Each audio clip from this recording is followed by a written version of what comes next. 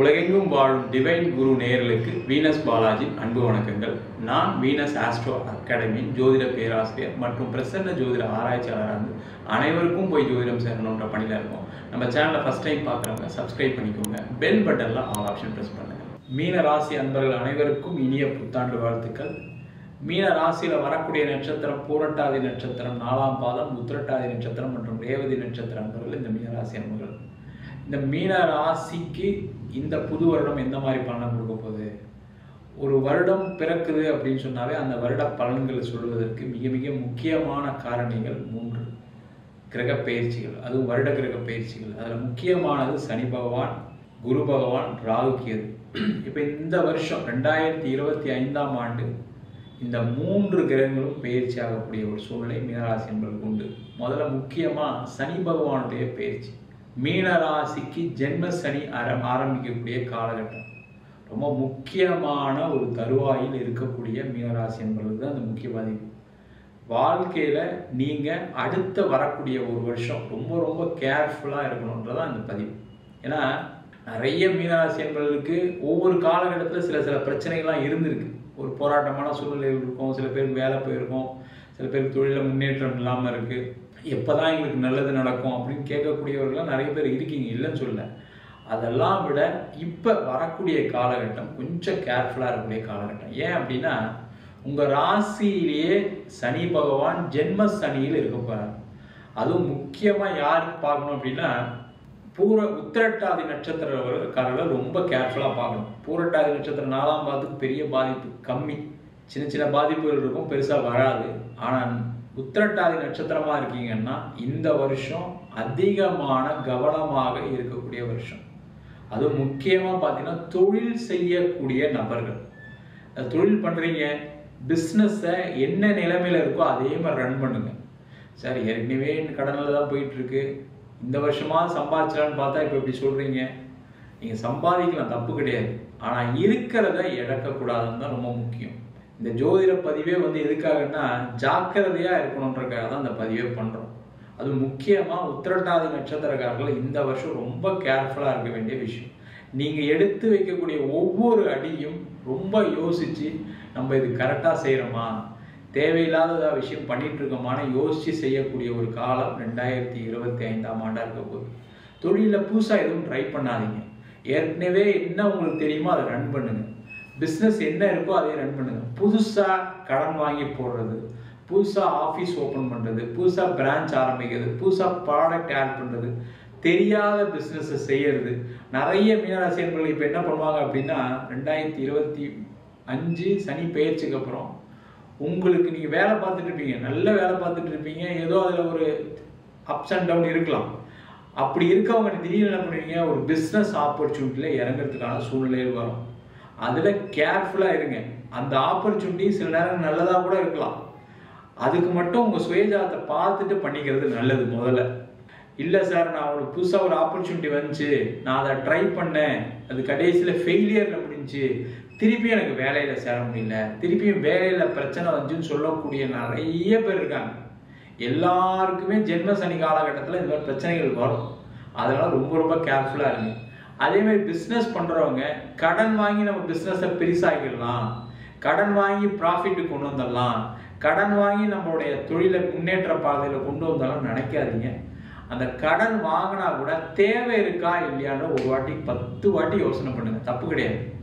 அதே போல் கடன் வாங்குறீங்க, ஏதோ பேங்க் லோன் வாங்குறீங்கன்னா பரவாயில்ல. நீங்கள் என்ன பண்ணுவீங்கன்னா வெளியில் அதிக வட்டிக்கு வாங்கி நம்ம ஒரு 6 மாதத்தில் நம்ம இந்த கடனை தீர்த்துடலாம், ஒரு 3 மாதத்தில் நம்ம பிரச்சனையை தீர்த்துடலாம், 3 மாதத்தில் இந்த பிஸ்னஸை டிரான்சாக்ஷன் கம்ப்ளீட் பண்ணிடலான்னு வாங்கக்கூடியவர்கள் தான் ரொம்ப கேர்ஃபுல்லாக இருக்கணும். அது நடக்க போகிறது கிடையாது. அடுத்த ஒரு வருஷத்துக்கு எல்லாமே எனக்கு ஒரு வருஷம் கழிச்சு தான் நடக்கும்னு பிளான் பண்ணிட்டு பண்ணீங்கன்னா பிரச்சனை கிடையாது, உடனே நடந்துடும். ஏன்னா பிஸ்னஸ் ஆப்பர்ச்சுனிட்டி அப்படி தான் வரும். இப்போ ஒரு 1 லட்சம் போடுங்க, அடுத்த மாதத்தில் உங்களுக்கு இந்த பணம் திருப்பி வந்துடுற மாதிரி நாங்கள் எல்லாம் பண்ணித்தரோம்னு சொல்லி தான் வரும். அங்கே தான் ஏமாறக்கூடிய சூழ்நிலையில் இந்த மீனராசி என்பதற்கு உண்டு. கேர்ஃபுல்லாக இருங்க, புதுசாக எதுவும் ட்ரை பண்ணாதீங்க. 1. 2வது, பணம் கொடுக்கல் வாங்கல் செய்யவே கூடாது. வாங்கிறத பற்றி இப்போ நிறைய சொல்லிட்டோம், முதல்ல கொடுக்கறது அடுத்தது.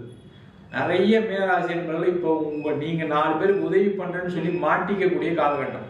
அது 100 ரூபா இருந்தாலும் போனது தான், 1000 இருந்தாலும் போனது தான், லட்சமா இருந்தாலும் போனது தான்.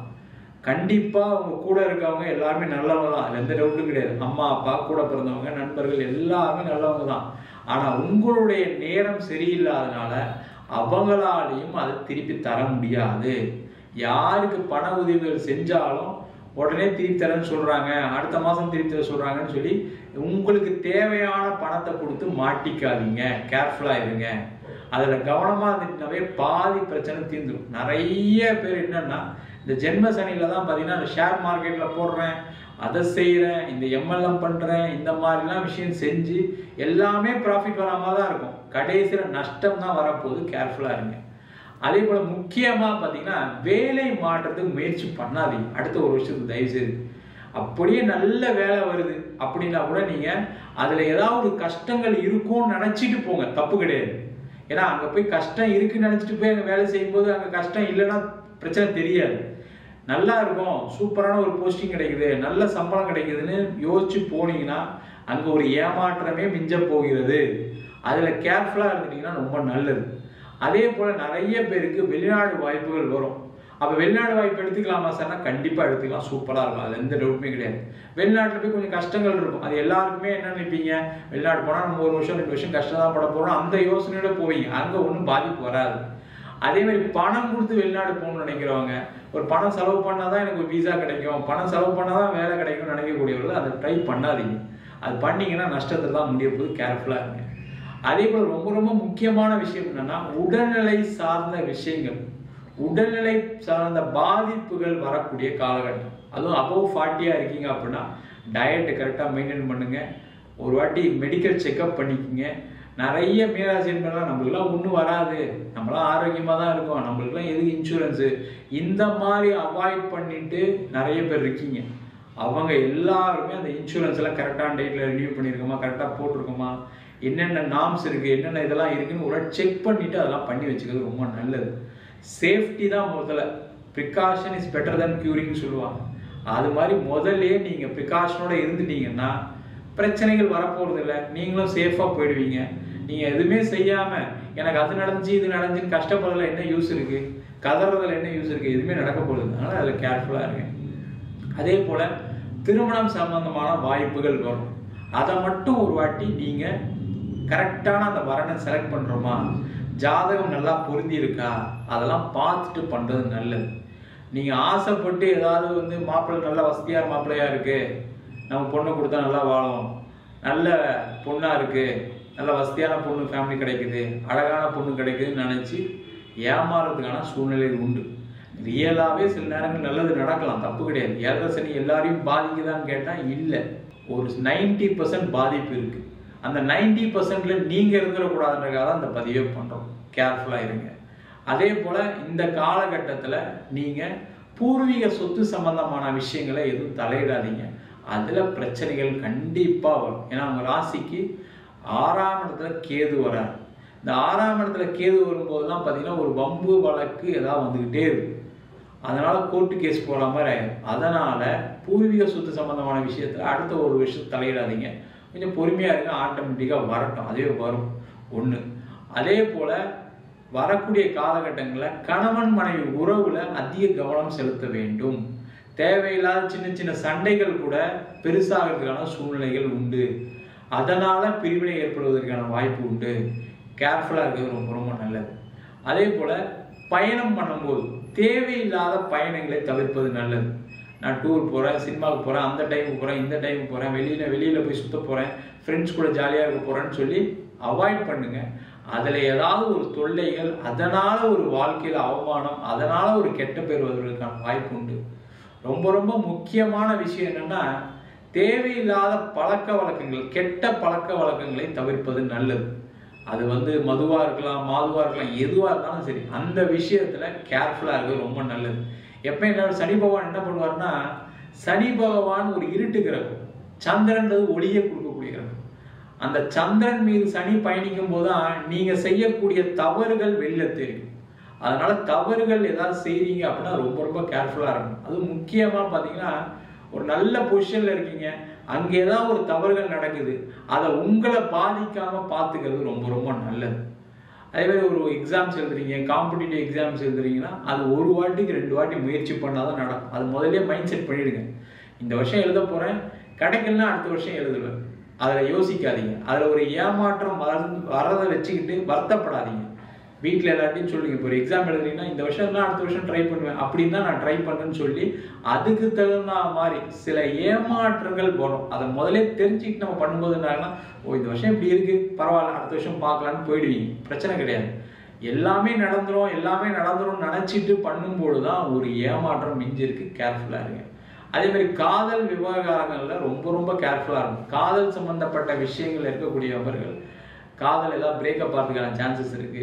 காதல் போய் வீட்டில் போய் சொல்லி கல்யாணம் நடக்காம அங்கே ஏதாவது ஒரு பிரச்சனைகள் வருவதற்கான வாய்ப்புகள் உள்ள வருஷமாகவும் இந்த 2025ஆம் ஆண்டு இருக்கும்போது மொத்தத்துல மீன ராசி என்பவர்கள் ரொம்ப மிக கவனத்துடன் இருக்கக்கூடிய ஒரு முக்கியமான வருடம்.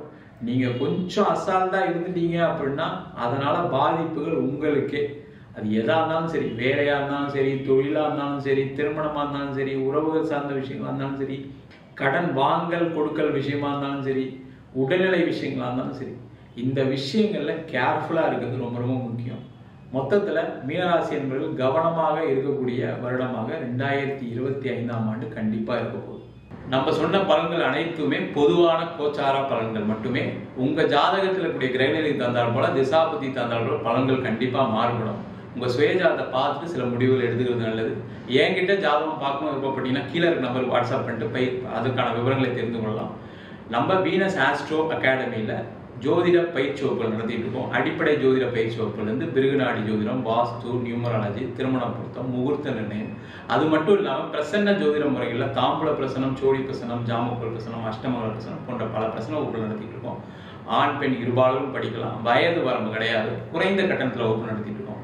நேரடி வகுப்பாக நடக்குது. வெளியூர் வெளிநாட்டில் படிக்கிற ஆன்லைன் வகுப்புலையும் சேர்ந்து படிக்கிறாங்க. ஜாதகம் இல்லாதவங்களுக்கு சிங்கிள் பேஜில் PDF ஃபார்மேட்டில் வெறும் 99 ரூபாய்க்கு ஜாதகம் கொடுக்குறோம். டீட்டெயிலான ஜாதகம் வேணும்னு நினச்சிங்கன்னா வெறும் 300 ரூபாய்க்கு 51 பக்கம் கொண்ட டீட்டெயிலான ஜாதகம் கொடுக்குறோம். வேணுன்றவங்க கீழே நம்பருக்கு வாட்ஸ்அப் பண்ணுங்கள்.